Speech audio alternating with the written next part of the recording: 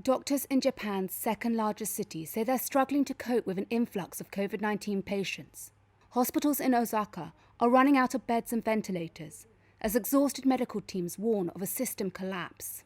The city is bearing the brunt of Japan's fourth wave, accounting for a third of the nation's death toll in May.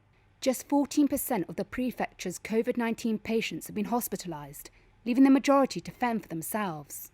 Doctors are now warning of an impending disaster if the Olympic Games go ahead in July. Yuji Toda is a director at Kindai University Hospital. Simply put, this is the collapse of the medical system. We cannot take in patients. They say the Olympics will be the symbol of overcoming the coronavirus, but we haven't overcome the virus yet. From a medical point of view, the most important thing is to have the number of infected people under control. Everyone wants people to avoid gatherings. Japan has one of the lowest vaccination rates of any major developed nation. Only about half of the country's medical staff have completed inoculations.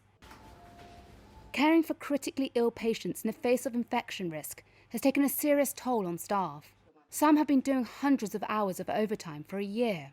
Satsuki Nakayama is director of the nursing department at Osaka Medical and Pharmaceutical University Hospital. There are some intensive care unit staff saying they have reached a breaking point. In this regard, I think I need to think of personnel changes to bring in people with other hospital wings to support the ICU staff. Japan's surge in COVID cases is being driven in part by the UK variant of the virus, which is considerably more infectious. In the week leading up to Thursday, there were some 3,900 reported new infections.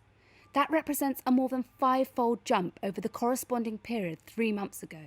Much of Japan, including Tokyo, is under a state of emergency, which is suspected to be extended to June. On Monday, Japan opened its first major inoculation centres in Tokyo and Osaka, as it races to vaccinate most of its elderly population before the start of the Olympics.